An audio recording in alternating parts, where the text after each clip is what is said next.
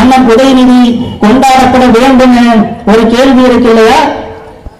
அடுத்த 30 ஆண்டுகளுக்கு திராவிடத்தின் கொள்கைகளையும் மாநில சுயாட்சி முழக்கத்தையும் தூக்கி சுமப்பதற்காக அண்ணன் உதயநிதியின் தேர்தல் தயாராகிட்டு அதற்காக அவர் கொண்டாடப்பட வேண்டியவர். நாட்டில் எத்தனையோ நபர்கள் சமாதானத்துக்கு எதிராக பேசினாங்க, எழுதினாங்க, இன்னமும் போராடிட்டு இருக்காங்க. ஆனா அண்ணன் உதயநிதி எழுப்பிய சமாதானத்துக்கு எதிரான நோக்கம் இன்னைக்கு இந்தியாவில் இருக்கின்ற ஒட்டுமொத்த பாசிசவாதிகளை நடுங்க செஞ்சிருக்கு. அந்த வகையில பெரியாரின் கொள்கை வீரராக அண்ணன் உதயநிதி போராடி கொண்டிருக்கின்றார். அதற்காக நாம் இன்றைக்கு அண்ணன் உதயநிதியை கொண்டாடி கொண்டிருக்கின்றோம். இன்னைக்கு தமிழ்நாட்டில் மிகப்பெரிய மழை பெஞ்சிருக்கு. கிட்டத்தட்ட இந்த கிருஷ்ணகிரி தர்மபுரி பக்கம் 50 சென்டிமீட்டருக்கு அதிகமான மழை பெஞ்சிருக்கு. அப்படிப்பட்ட மழையிலும் கூட இரவு பகல் பார்க்காம தமிழ்நாட்டு மக்கள் நலனுக்காக களத்தில் நின்று வேலை செஞ்சது அண்ணன் உதயநிதி. ஆனா இன்னைக்கு புதுசா அரசியல் கட்சி ஆரம்பிச்சிருக்கின்ற கூத்தாடிகள் எல்லாம் எங்க நெடிய மழையில வந்தா தன்னுடைய உடல் நினைஞ்சிடும், கீழே பாயத்தை வச்சா தன்னுடைய சூழ்நிலைன்னு சொல்லிட்டு அந்த நிவாரண உதவிக்கு பனையூருக்கு வர சொல்லி உதவி வழங்கிய மத்தியில் இன்னைக்கு ஒரே ஒரு அவங்க என்ன தான் நினைச்சிட்டு இருக்காங்க. திமுக தாக்கி பேசினா சீக்கிரமா பிரபலமாயிடலாம், அடுத்து ஆட்சி அமைச்சிடலாங்க. ஏசி ரூமுக்குள்ளயும் கேரவனுக்குள்ளயும் உட்கார்ந்துட்டு அரசியல் பேசிட்டு இருக்காங்க. இன்னைக்கு தமிழ்நாட்டின் முதல்வர் தளபதியார் அவர்கள் தான் இன்னைக்கு மக்களுக்கு எந்நேரமும் உழைத்துக் கொண்டிருக்கின்ற உன்னத தலைவராக இன்றைக்கு செயல்பட்டுக் கொண்டிருக்கின்றார். கடந்த 3.5 ஆண்டுகால திராவிட முன்னேற்ற கழகத்தின் ஆட்சி தான் பெண்களின் முன்னேற்றத்தை தடுத்தளமிட்டு இருக்கு. இன்னைக்கு பெண்கள் மிகப்பெரிய அளவில் இங்க வந்திருக்கீங்க. நீங்க ஒவ்வொருவரும் உழைத்து தங்களுடைய குடும்பத்தை நடத்திட்டு இருக்கீங்க. தங்களுடைய குடும்பத்துக்காக தங்களுடைய குழந்தைகளுக்காக ஒவ்வொரு நாளும் உழைத்து சம்பாதிச்சுட்டு இருக்கீங்க. அதுக்காகத்தான் இன்னைக்கு தமிழ்நாட்டின் முதல்வர் உங்களுக்காக நாங்க இருக்கோம், உனக்காக நான் ஒரு 1000 ரூபாய் தரேன், நீ அதை வச்சு ஒரு செலவு வச்சுக்கோன்னு சொல்லி இன்னைக்கு திராவிட மாடல் ஆட்சியினை மகளிர் உரிமை தொகை மூலமாக வழங்கி மக்கள் போட்டிருந்த ஆட்சியை தமிழ்நாட்டின் முதல்வர் தளபதி நிகழ்த்திட்டு இருக்க. அது மட்டுமல்ல, இன்னைக்கு விடியல் பேருந்து பயண திட்டம், இன்னைக்கு இந்த விடியல் பேருந்து பயண திட்டத்தின் மூலம் இங்க இருக்கின்ற அம்மாக்களும் அக்காக்களும் சித்தாள் வேலைக்கோ அல்லது இங்க இருக்கின்ற ஏதோ ஒரு வீட்டு வேலைக்கோ இல்ல நம்முடைய பிள்ளைங்க ஒரு கம்ப்யூட்டர் வேலைக்கோ போறாங்கன்னா ஒரு நாளைக்கு 30 ரூபாய் பேருந்து செலவுக்கு மட்டுமே ஆகும். ஆனா இன்னைக்கு அதுக்கும் நான் இருக்கேன், நீ கலகாலமான சொல்லி ஒவ்வொரு நாளும் இன்னைக்கு 30 ரூபாய் சேமிப்பின் மூலம் மாதம் ஒரு 1000 ரூபாய் சேமிக்கின்ற ஒரு நிலையை திராவிட மாடல் அரசு இன்னைக்கு தமிழ்நாட்டின் முதல்வர் செஞ்சிட்டு இருக்கார். நெசவாளர்கள் நலனுக்காக போராடியவர் ஐயா கலைஞர். ஐயா கலைஞர் ஆட்சி காலத்தில் 1989 விவசாயிகளுக்கு எப்படி இலவச மின்சாரம் இருக்கிறதோ அதே போல நெசவாளர்களுக்கு இலவச மின்சாரத்தை கொண்டு வந்தவர் கலைஞர். அதே போல இன்னைக்கு 2021 அதே நெசவாளர்களுக்கு 100 யூனிட் இலவச மின்சாரம் 1000 யூனிட் இலவச மின்சாரத்தை வழங்கி நெசவாளர்களுக்கு பாதுகாப்பு அரணாக திமுக இருந்துட்டு இருக்கு. ஆனா அதே நெசவாளர்களுக்கு இன்னைக்கு சேலம் மாநகராட்சியில விசைத்தறி நெசவாளர்களுக்கு ஒரு வரி விதிப்பு முறை கொண்டு வரணும் அறிவிக்கப்பட்டது. அதை எதிர்த்து இன்னைக்கு நம்முடைய அண்ணன் ஏஎஸ் சரவணன் அவர்கள் மாமன்ற கூட்டத்தில் குரல் எழுப்பி நெசவாளர்கள் நலனுக்காக ஓங்கி ஒழித்த குரல் அண்ணன் சரவணன் அவர்களோடு இன்னைக்கு அண்ணன் அமைச்சர் அவர்களிடத்திலும் மேயர் அவர்களிடத்திலும் இதே மாநகராட்சி ஆணையரிடத்திலும் அது குறித்து புகார் கொடுக்கப்பட்டிருக்கின்றது. நிச்சயமாக நெசவாளர்களின் பாதுகாப்பு அரணாக திமுக தொண்டை இருந்து கொண்டிருக்கின்றார்கள். ஆகவே அந்த நெசவாளர்களுக்கு அந்த வரி இப்ப இல்லைன்னு சொல்லியிருக்காங்க. ஆனா அண்ணன் அவர்கள் அதை ஒரு அறிவிப்பாக நிச்சயமாக வெளியிடுவார், ஒரு பத்திரிகை செய்தியா. ஆனா அது ஒரு பொருளையா இன்னைக்கு பரவிட்டு இருக்கு. ஆனா அந்த வரி இன்னைக்கு தள்ளுபடியாகி இருக்கின்றது. எப்பொழுதும் நெசவாளர்களுக்கு பாதுகாப்பு அரணாக திமுக இருந்துட்டு இருக்கு. அதே போல இன்னைக்கு எதிர்கட்சி தலைவர் ஒருத்தர் இருக்க போற இடத்துல எல்லாம் பொய் சொல்றதுக்கு மட்டும்தான் அவருக்கு தெரியும். அண்ணன் பழனிசாமி அவர்கள் போற இடத்துல ஒரு பெரிய தொடர்ந்து சொல்லிட்டே இருக்க என்னன்னா அண்ணா திமுக கொண்டு வந்த திட்டத்தை திமுக கடைபிடிச்சா. சரி, என்ன திட்டம் அதிமுக கொண்டு வந்துச்சுன்னு கேட்டா, தாலிக்கு தங்கம் வழங்கணும் ஒரு திட்டம். அதிமுக கொண்டு வந்த திட்டத்தை திமுக கிடப்பில் போட்டதுன்னு ஒரு பொய்யான குற்றச்சாட்டை சொல்லிட்டு இருக்கார். ஆனா உண்மை என்ன தெரியுங்களா? 1989 ஐயா கலைஞர் அவர்கள் தான் மூலனூர் ராமநாதபுரம் அம்மையார் பெயரில் ஒவ்வொரு பெண்களுக்கும், படிச்ச பெண்களுக்கு நிதி உதவி வழங்கினார்.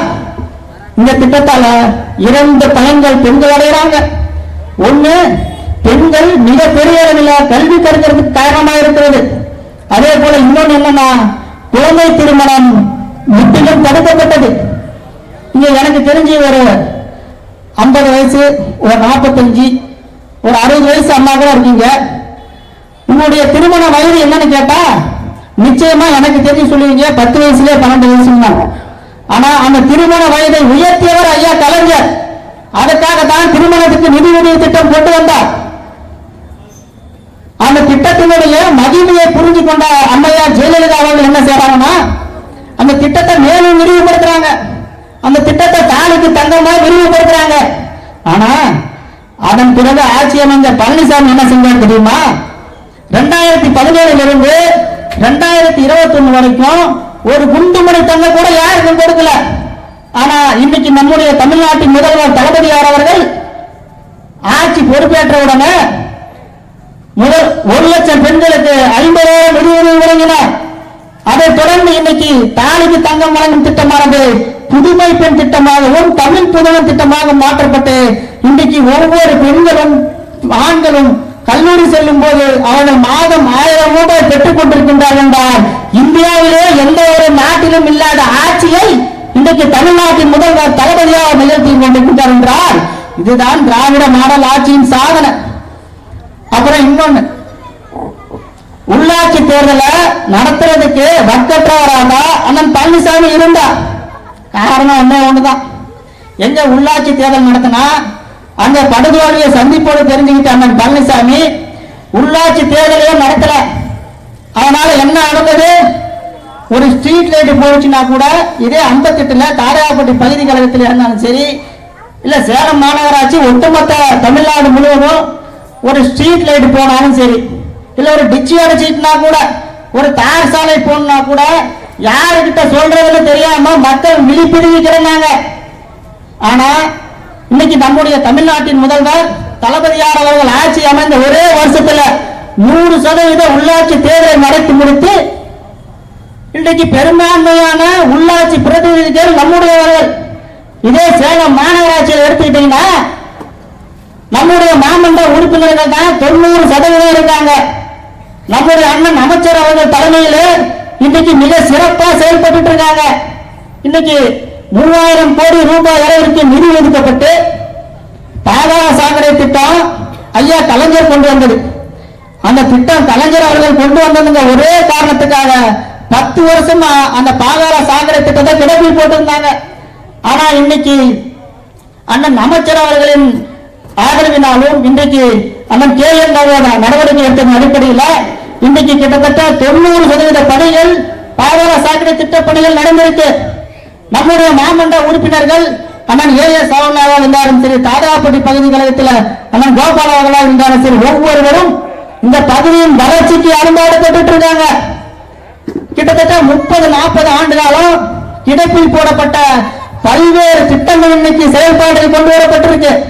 குறிப்பா சொல்லணும்னா, நான் சார்ந்திருக்க 56 வட்டத்துல போக்குவரத்து வசதிக்காக 1977 ஒரு தீர்மானம் கொண்டு வரப்பட்டது. அதாவது இந்திரா டைவிங் பகுதியில் ஒரு மேம்பாலம் கொட்டணும், அதனால மக்கள் எளிதா அந்த பகுதிக்கு கொண்டு போனா போக்குவரத்து நெரிசலும் குறையுன்னு கிட்டத்தட்ட 30 வருஷமா கிடப்பில் போட்ட இந்த திட்டத்தை இன்னைக்கு அண்ணன் AS அவர்கள் நிறைவேற்றி இருக்கிறார். அது மட்டுமல்ல, இதே கலைஞர் நகர் பகுதியில் 6 தெருக்கள் பின்தங்கிய பகுதிகளாக இருந்தது.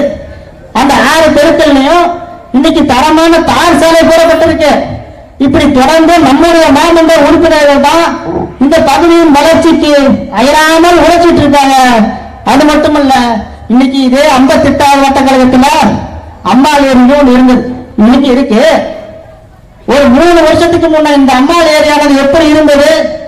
ஆனா இன்னைக்கு அண்ணன் கோபால் அவர்கள் ஒரு சிறப்பா நடவடிக்கை எடுத்து அண்ணன் மண்டல தலைவர் அவர்கள் அனுமதியோடும் இன்றைக்கு ஒரு சிறப்பான நடவடிக்கை எடுத்ததன் காரணத்தினால இன்றைக்கு அம்மா ஏரியானது சிறப்பான ஒரு நிலையில இருந்துட்டு இருக்கு. அது மட்டுமல்ல, இன்னைக்கு அந்த அம்மா ஏரி மெயின் ரோட்ல எத்தனை வருஷத்துக்கு முன்னாடி டிச்சு கட்டி ரோடு போடுறதே தெரியல. இன்னைக்கு அண்ணன் கோபால் அவர்கள் முயற்சியின் அடிப்படையில கிட்டத்தட்ட 50 லட்சத்தின் அதிகமான நிதி ஒதுக்கீட்டின் கொடுக்கப்பட்டு அங்கே தரமான தார் சாலை போடப்பட்டிருக்கு. அதே போல இன்னைக்கு நமக்கு பின்னாடி அந்த டேங்க் கிட்ட 3வது பகுதியில கொத்தடிமை காலனின்னு ஒண்ணு இருக்கு. பல வருஷமா அந்த பேர்ல தான் இருந்துட்டு இருக்கு. ஆனா அந்த கொத்தடிமை காலனியில யாரும் இன்னைக்கு கொத்தடிமைகள் இல்ல, மாணமிகு சுயமதித்தாரர்கள் வாழ்ந்து கொண்டிருக்கின்ற பகுதி. ஆகவே அந்த கொத்தடிமை காலனிங்கிற பெயரை மாற்றணும் சொல்லி மாமன்ற கூட்டத்தில் அண்ணன் கோபால் அவர்கள் பேசியிருக்கிறார். நிச்சயமாக அந்த கொத்தடிமை காலனி பெயர் மாற்றப்படுவது உறுதி. இப்படி தொடர்ச்சியாக மக்களின் வளர்ச்சிக்கும் மாநிலத்தின் வளர்ச்சிக்கும் செயல்பட்டுக் கொண்டிருக்கின்ற இயக்கமா திமுக மட்டும்தான் இருந்துட்டு இருக்கு. இன்னைக்கு பெண்கள் மிகப்பெரிய அளவில் இங்க வந்திருக்கீங்க. மனசாட்சி தொட்டு சொல்லுங்க, உங்களுக்கு ஒரு சொத்து இருந்திருக்கும், உங்க அப்பா அம்மா பேர்ல யாருக்கும் சொத்து நிச்சயமா இருந்திருக்கும். நான் சொல்ற நிகழ்வு எங்க அம்மாவுக்கு நடந்தது, என்னுடைய நண்பர் அம்மாவுக்கு நடந்தது, உங்களுக்கும் நிச்சயமா நடந்திருக்கும். என்னன்னா, ஒரு 4 பேர் அண்ணன் தம்பி இருக்காங்க. அந்த 4 பேர் அண்ணன் தம்பியில எனக்கு தங்கச்சியே இல்லை, அக்காவே இல்லை, செத்து போயிடுச்சு, சொத்து எனக்கு தான் அப்படின்னு சொல்லி கையெழுத்து வாங்காமையே நம்மளுக்கு வர வேண்டிய சேர வேண்டிய சொத்தை அபகரிச்ச நம்ம உடன்பிறப்புகளே இருக்காங்க. இருந்தாங்களா இல்லையாமா? சொல்லுங்கம்மா, இருந்தாங்களா இல்லையா? இருந்தாங்க, எனக்கு இருந்தாங்க. ஆனா இன்னைக்கு பெண்களுக்கு சொத்தில் சம உரிமை வழங்கியது கலைஞர். தொடர்ந்து பெண்களின் முன்னேற்றத்திற்கு பாடுபட்டு கொண்டிருக்கின்ற இயக்கம் திமுக. அதை மட்டும் நீங்க எப்பயும் மனசுல வச்சுக்கீங்க. எப்பயும் திமுக மட்டும்தான் மாநில நலனுக்கு மட்டுமல்ல, ஒவ்வொரு பெண்களின் நலனுக்கும் அவர்களின் கல்விக்கும் உறுதியாக போராடுகின்ற இயக்கம் அது திமுக மட்டும்தான் என்பதை நீங்கள் எந்த காலத்திலும் மறந்துவிடக் கூடாது.